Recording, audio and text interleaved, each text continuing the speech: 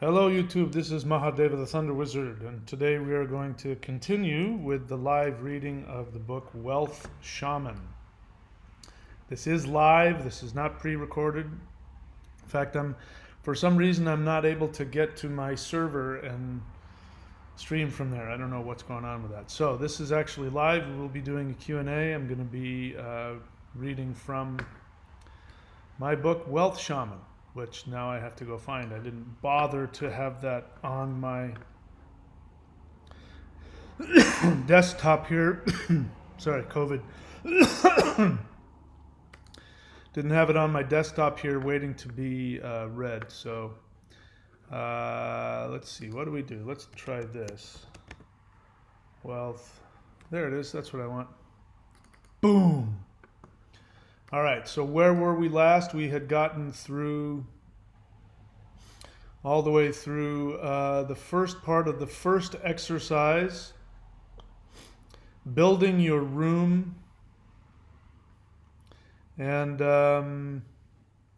contacting your spirit guide. All right, so in case you haven't watched the first part of the book, this was actually my first book that I ever wrote.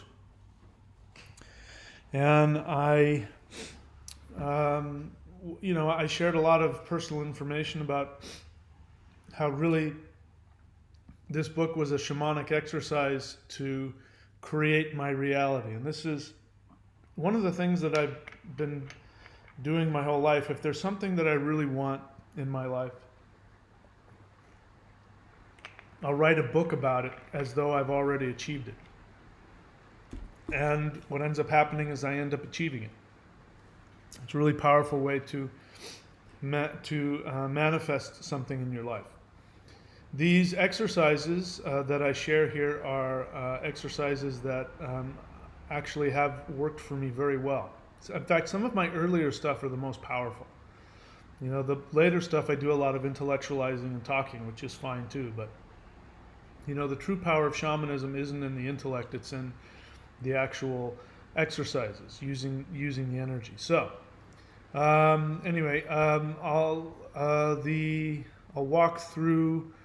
Let's see. I talked about the preface, which tried to ask you. Are you basically a frustrated person who's trying to make money? You're artistic, you're spiritual, and you can't seem to relate to the normal ways of doing things. You might be a shaman. And then I write an introduction about how I struggled with my shamanic tendencies and how it made me feel different. And I shared about how actually that feeling of being different was sort of manifesting as a victim mentality. I don't say that here in the introduction, but that's what I was trying to overcome, my victim mentality at the time of feeling different. And how I started discovering what ended up being the book, The Shamanic Secret Commandment to a Perfect Life. You can see the beginnings of that here. Anyway, this is a great way to get started with that. So I talk about what is a shaman, and I talk about what is shamanic wealth and shamanic principles. And I'll go over those really quickly because those were some of the best. I'm going to remember some of this. It was actually written quite well. I'm going to replace the word imbalance with conflict because I find that to be more accurate. Shamanic principles. Number 1, everything in the universe wants to behave according to its original spirit. 2, when something acts contrary to its original spirit, this creates conflict. 3, conflict is the cause of all illness and pain. And by conflict, I mean unconscious conflict. 4, when anything is in a state of conflict, the spirit of that person, thing, or entity has become lost. This causes disease or illness. 5, by redirecting energy to act in accordance with its original purpose, its spirit is, quote, retrieved. Balance is restored and the illness is cured. If you are struggling with money issues, then we can deduce 3 things. A, you are not acting in harmony with your original spirit, and your spirit has become lost or angry, resulting in a state of conflict. B, your conflict has created an illness of poverty. C, by discovering your original purpose and acting in accordance with your original purpose, Your original spirit will return, and poverty can be transformed into prosperity. So that I really believe to be true. At the time, I was using it metaphorically, but I think now I take it literally. You know, it may start as poverty, but the internal conflict, the shame and the sadness and the anger, if it stays within you and you don't rectify it, if you don't adjust your internal compass towards your spirit, that may actually create physical damage, may actually create illness like cancer and other things. So, you know, if poverty is really destroying your life, you have to take full responsibility, and by healing it, you may heal your body. It's been true with me. I mean, at the time that I wrote this, and especially after I wrote it, I went through a lot of physical pain. And I've since healed myself of all those things as a result of simply following my joy and what makes me happy. All right, so then there's this acceptance. Basically, you have to accept. Well, I don't remember what I said. Anyway, you can go back and watch it. I can't remember what I said. Then the first exercise, we talked about talking to your poverty. And so you have to construct a safe room. And so I teach you how to do a safe room. And so basically I teach you the 3-1, what is it? The 3-1-3-1 breath, where you inhale, excuse me, COVID. You inhale for a count of 3, hold it for 1, exhale for a count of 3, hold it out for 1. By the way, I'm kidding. I don't have COVID. Just trying to make fun of a nasty situation. So you do that, you get yourself in a shamanic state, and then you go to wherever makes you happy, whether that's a room in a house, whether that's out on the beach or in the mountains, and then you call to yourself your spirit guide. So I'm going to go ahead and start with that. I think I need to start with I think where we ended was building your room, and I think now we get to start with contacting your spirit guide. So here I go, back to the text. Contacting your spirit guide. Now that we have created your safe room, we can now contact your spirit protectors or spirit guides. You may, let me just double check something here. All right. Now that we have created your safe room, we can now contact your spirit protectors or spirit guides. The bird agrees. You may not know it, but you already have many spirit protectors and guides. They have been sent to you by spirit to help and guide you throughout your life. They are very humble and have been strictly instructed not to interfere with your free will. They are only allowed to intervene if you are in extreme danger of not fulfilling some very crucial aspect of your life purpose. The rest of the time, they simply stand to the side until you ask for their help. But until you ask, they will give you your privacy. If you know your spirit guides, then great. If not, then we will contact them together and invite them to come with us into your safe room. Inviting your guides into the safe room. First, do the 3-1-3-1 breath for a few minutes or until you feel deeply relaxed. So again, that breath is you inhale for a count of 3, hold for 1, exhale for 3, hold out for 1, continue. So if I were to do it sitting in this chair, I would take my hands, put it right over left, put it over my navel center, sit comfortably, and I would inhale for a count of 3. Hold it for 1, exhale for a count of 3, hold it out for 1, inhale for a count of 3, hold, exhale, hold. Then I would continue. I've only done 2 repetitions of that breath, and I'm already, my third eye started going. So, of course, I've been doing this for a long time. Maybe this is new to you. If so, it's a very powerful breath. It's just a really good way. You know, there's a reason why we sigh. You know, sighing is a way to try and get you, out of your intellect out of a space of fear, because we spend a lot of our time in a state of fear all the time. And so this takes you out of that. We act as though our life is in danger and we're in this self-protective mode. And it's really all fears, the only three fears that you need to worry about are the ones you were born with. You're afraid at birth, you're afraid of heights, you're afraid of loud noises and fast-moving objects. Outside of that, you don't have any fears. All of your fears are created after the fact. So this breathing helps you get to your original state of knowing that you are connected to the world. I mean, I make fun of it on the reptilian videos, but I'm very serious when I say, the base level that you come into the world is connected to life force energy.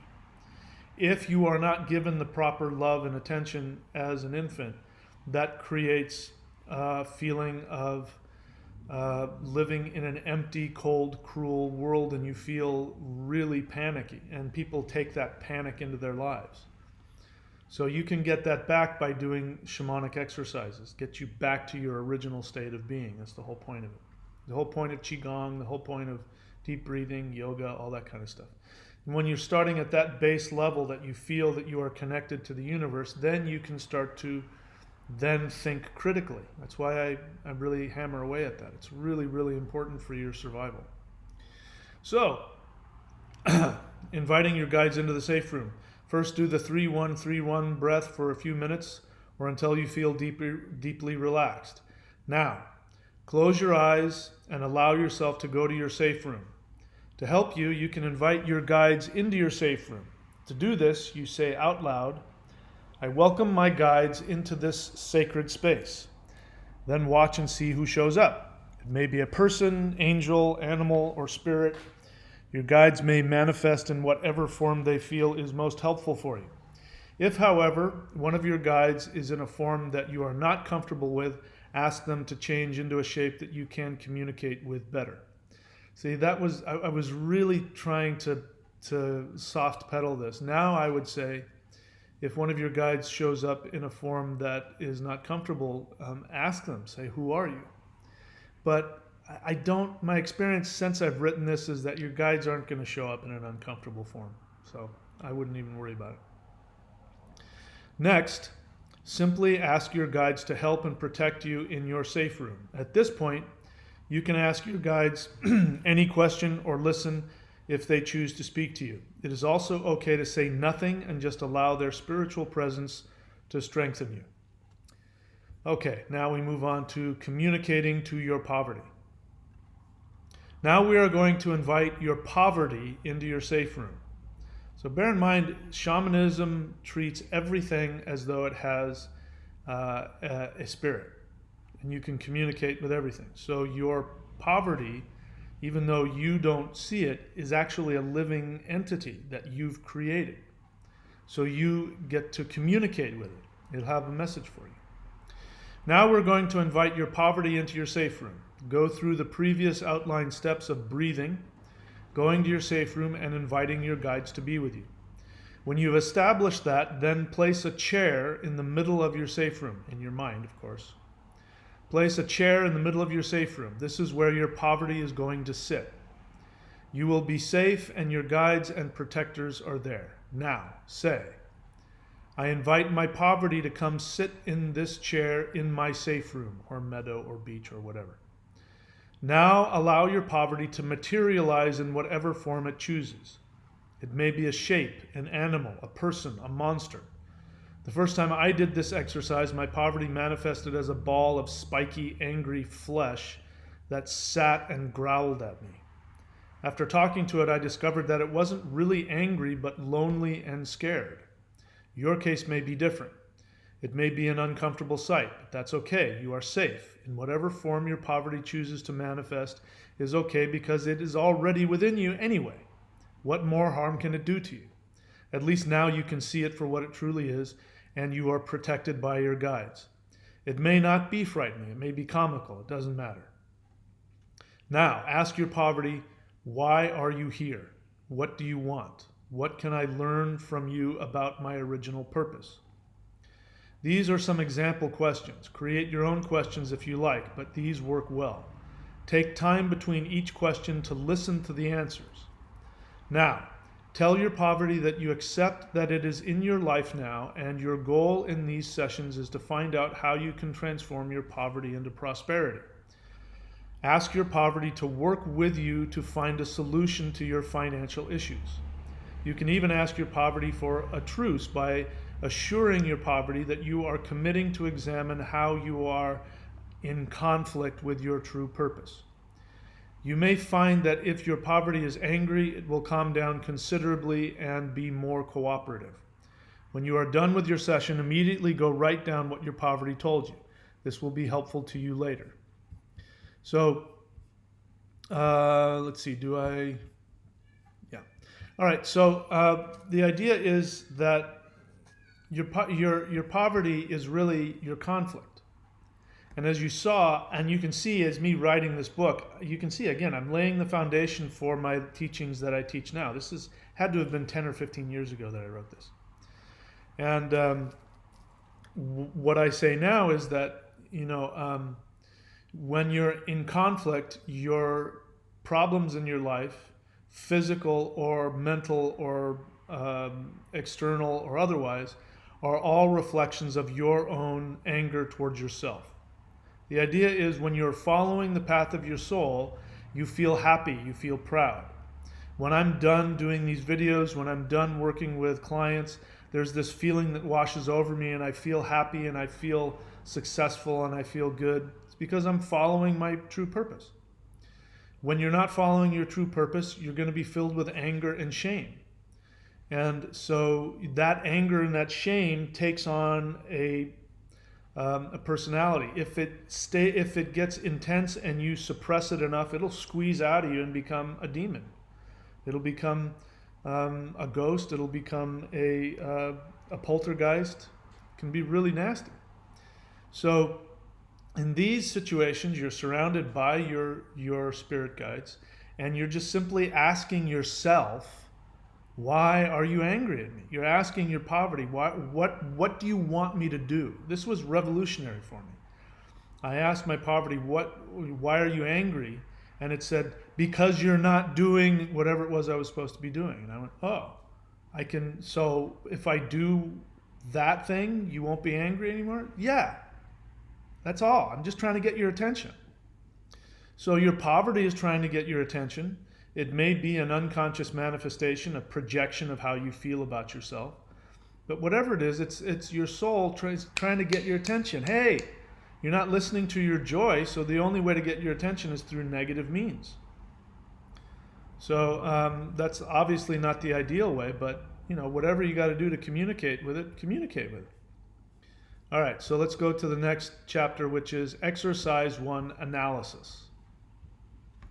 Hopefully you now have some good insights from your session speaking to your poverty. Based on my experience, it is possible that you saw, heard, and experienced some things you weren't expecting. Probably some things were strange or confusing. That's okay. The things that might seem confusing will most likely be the most profound for you. So I want to share a secret with you that you might have already guessed or intuited from some of the things I've already said. The secret is this: your poverty is your prosperity, meaning that thing that is designed to help you when you are operating from your highest destiny is also the same thing that will sabotage you when you are not acting from your original purpose. Make sense? Let me give you an example. Oftentimes, physical illness is not a result of invasive germs, but from toxicity in the body. Symptoms of toxicity are often identical to viral or bacterial illness. This is true. I'm experiencing this again as every time I go surfing, I have to get a massage because otherwise my back gets all, out of whack. Maybe it's an age thing, I don't know. But what's happened a couple of times recently is that, when I stay out longer than I should, and I overwork and my muscles are really just messed up, and I get a really deep tissue massage, I'll end up feeling like I have the flu for 3 days. And this last time I got scared, I thought, oh my God, I have COVID. But it was just because of all of the toxins that build up in your body when you overtrain and you're not drinking enough water and those kinds of things. Hard to drink water when you're out in the ocean. And, this last time I got a massage, for about 2 or 3 hours afterwards, my nose was stuffy. That's the release of toxins in your body. So that's actually true. There's a lot of people who are running around with allergies, and what's really going on is that they're just full of toxins. That's why really, people make fun of me, when I say don't take hallucinogens, stop drinking coffee, stop drinking alcohol.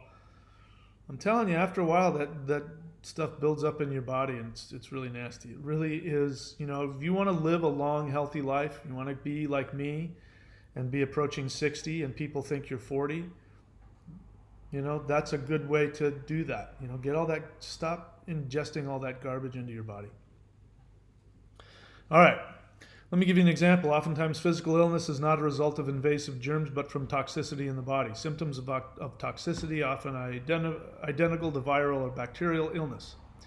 Many times people seek a cure by suppressing uncomfortable symptoms, like taking antibiotics.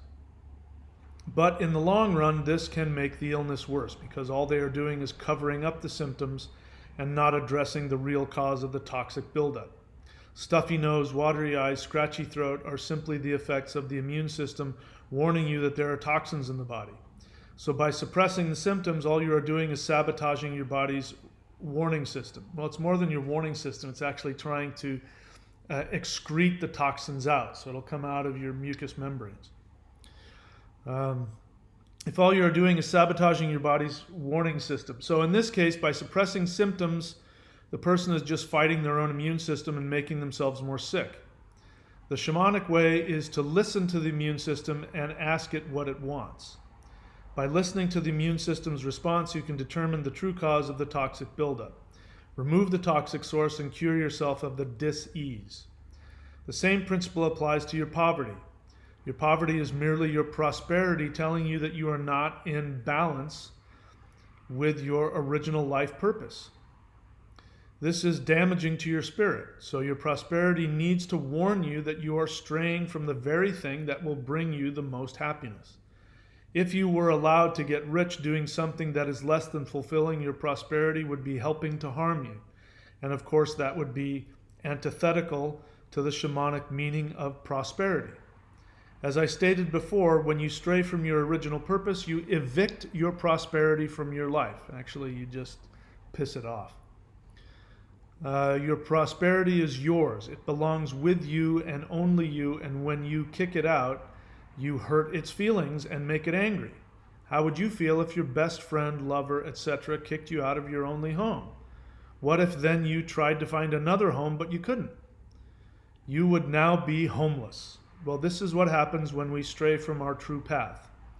Our prosperity becomes homeless and wanders around for a while and then realizes that you are its true home, and so it tries to get your attention. If you don't listen to the first subtle hints, then your prosperity is forced to become your poverty to get your attention.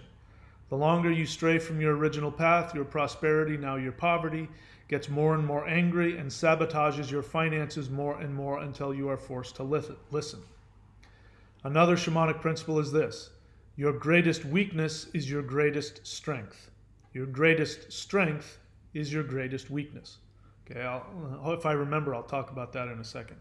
I do this a lot. I say I'm going to get to that later, and then I get so wrapped up in whatever tangent I'm on, I forgot that I wanted to talk about that other thing too. So we'll see. Listen, this is one good way to look at it. And so if that symbolism works for you, then use it. That idea of souls needing to be retrieved and souls being lost has been helpful for thousands of years. So if that works for you, use it. I personally don't see it that way. We never really get rid of anything. The idea that we can push something out of us, I think, is denial. But it serves its purpose here. What I'm saying here is if you deny your true purpose in life, what's going to end up happening is that that true purpose is going to get pissed off at you, and it's going to try and get your attention through negative means. And this means on an unconscious level, you're going to act out against yourself. And part of that is because you've probably been programmed to do that, but the other part of it is just that's the way it is. Take yourself. Imagine, as I said, you're madly in love with somebody, you are bonded to somebody, you can't live without them. And they decide to discard you. Well, then that's where stalking comes in and things like that. So imagine your prosperity becomes a stalker, and it's stalking you. Right now I've got a guy on YouTube who has it in for me, and he thinks it's because he hates me. He said as much. But the truth is that he sees himself in me, and he feels a lot of shame about his mastery. He really wants to become a spiritual master. And so he sees that potential in me, and he's projecting and transferring all that onto me. And so he's stalking me online. And that's what your prosperity does. Your prosperity wants the best for you. You in this example, you push it out. You say, I don't want anything to do with you. I'm going to do what mommy and daddy want to do. It's going to follow you around and try and get your attention in all kinds of negative ways. That's not how I see it now. How I see it now is that it's in you, and you push it down, and then your spirit actually gets angry with you. And the universe creates prosperity. You can actually be creating you can be creating poverty for yourself as a way of trying to meet the unexpected, unconscious expectations of your parents or loved ones, like I did. And simultaneously, it can be that the universe will also just not respond. Because the universe is a living entity that you created, and it's waiting for you to do what your spirit says it wants to do. It knows when you're being truthful and when you're lying. When you're not being truthful about what you want to do, the universe says, I'm not co-signing that. I'm not going to have anything to do with that. You ordered me not to give you any help unless you were going to follow your true path. So I'm not going to give you any resources. That was your command to me. The universe doesn't know that you forgot that you're God. So when you stray from your true purpose, your true joy, and again, if you're wondering, what is my true purpose? The thing that gives you the greatest joy. That's how you know. That's your compass. Follow your joy. That will show you what your purpose is. When you are not doing that, the universe just simply cuts you off and stops giving you any resources. You experience that as an attack. You experience that as being unloved and thrown away, and that the world is cruel and empty, but it's not. It's just, if you go to the doctor and, you need vitamin A and you keep asking for vitamin Z, and the doctor says, no, you need vitamin A, and you want a prescription for vitamin C, the doctor says, I'm not going to prescribe that for you. Here's vitamin A. Do you want it? This is what will help you. Take this one. And you're saying, no, I don't want that. I want something else. You're the one that ends up walking around feeling sick. So those are all a bunch of different symbolic understandings. All right, now, your greatest weakness is your greatest strength. This is a koan. Your greatest strength is your greatest weakness. In spirit fighting, the martial art that I learned, you don't use any physical strength. Now you see me now, I'm 200 pounds, I'm lifting weights. I do that because it's good for my health, it makes me feel good. It's good for my aruda. It's good for somebody my age to be doing that kind of strenuous exercise. But when I was in my 20s and I got deep into the spirit fighting martial arts, I'm 200 pounds now. I was 145. So you can imagine, I was just a rail. I looked okay. I'm only 5'9", so it's not like I looked horrible, but I definitely wasn't the size that I am now. And I did that because, number one, that's what that practice does when you really focus on it. But the other one is that if you really want to be fast and you want to hit really hard, which I really wanted to do, I really wanted to be like a invulnerable martial artist, you end up wanting to not use your muscles. Now, my muscles are my greatest strength because I'm naturally muscular. So it's very easy for my human ego to get into the muscles. And even as a normal boxer, like if I box the normal way, I punch really hard. So I could get really into that. That's my greatest weakness. I had to spend a lot of time and effort learning how to strike without any physical force whatsoever. So my strength was my greatest weakness. My greatest weakness turned it out to be my greatest strength when I could tap into that emptiness and not use any physical force for the strikes. Then nowadays, like when I spar with, I don't do it now, when I have in the past sparred with world-renowned level martial artists, they are scared of me. First time it happened, one guy saw me practicing, and this is a guy, black belt in jiu-jitsu and Thai boxing, and goes around the world, blah blah blah, and he wanted to spar with me, and I smoked him. I mean, I was hitting him so fast and in so many ways. I was barely touching him. I wasn't actually hitting him, because I would have knocked him out with one blow. I was just grazing him, And at the end, all he could do was cover up. And he said, "How the hell did you do that? How the hell did you do that?" Ever since that day, he's afraid. He won't spar with me. This is the guy who goes around teaching people all over the world, how to fight in the octagon and that kind of thing. I'm not trying to brag. I'm trying to show you that my greatest strength of being this big, buff, hard punching boxer doesn't serve me. It's my greatest weakness. My greatest weakness, not wanting to, it's so frightening for me on an ego level to go to that place of nothingness. That greatest weakness is my strength. So you have that too. You have your greatest weakness is your greatest strength. Your greatest strength is your greatest weakness. So meditate on that. You don't even have to understand it. All right, let's see what else. What comes after that? I am going to stop right there.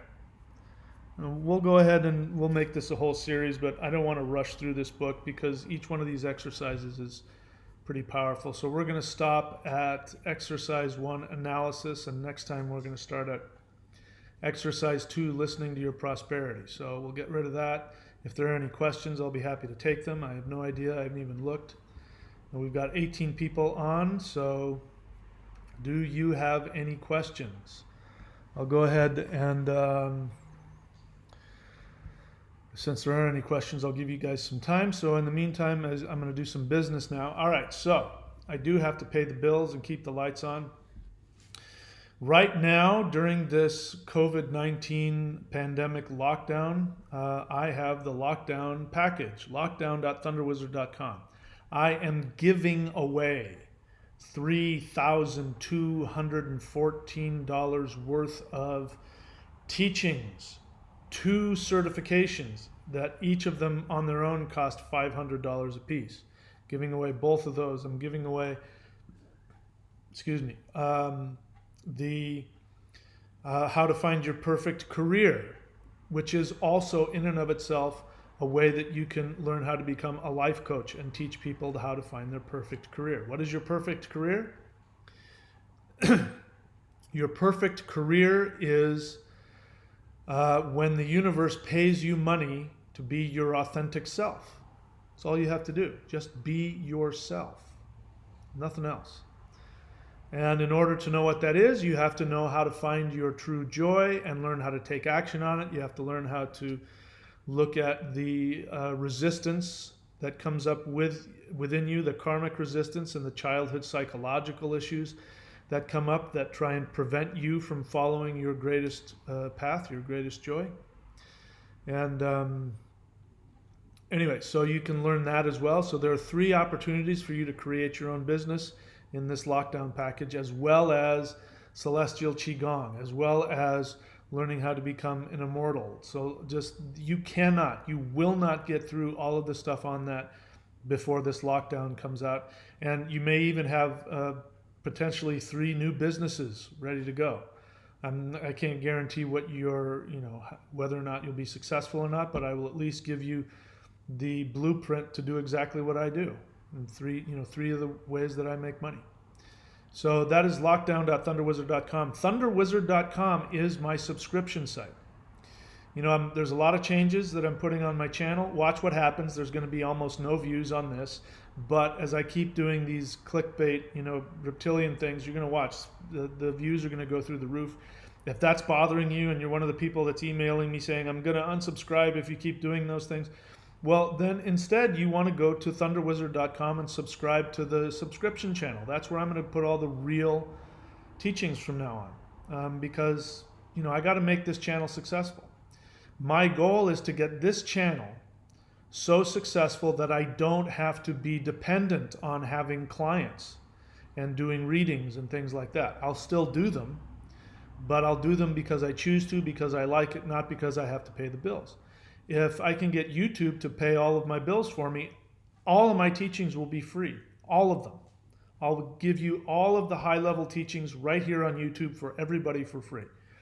So if you want to help me with that, then you can go to thunderwizard.com and you can become a subscriber at multiple levels. You can learn Master Shamanism, deep level Master Shamanism. You can learn the Manifestation Mastery course, and you'll have access to all of the videos. And you know, you can unsubscribe. If you subscribe for a month and you don't like it, unsubscribe. You haven't lost anything. You know, the cost of a coffee per day, maybe maximum. Courses.thunderwizard.com, all of my books, my videos, all the other things I don't have control over that aren't in the lockdown package can be found here, but most of it is there. Of course, subscribe and hit the bell button. And if you like the channel, then repost my video links on your Twitter, on your Instagram, on whatever. Just keep reposting it and get people to the channel. That will be helpful for me. All right, so now let's take a look and see if there's any questions. No questions. All right. Well, I'm going to leave that here for the time being. Yeah, we'll leave that here for the time being, and then I'm going to make some more other videos to get some more views. So that's what I'm going to do after this. All right, guys, that's it. Thanks for showing up. Part 3 will be coming up soon. Keep your ears and eyes peeled. All right. Talk to you soon.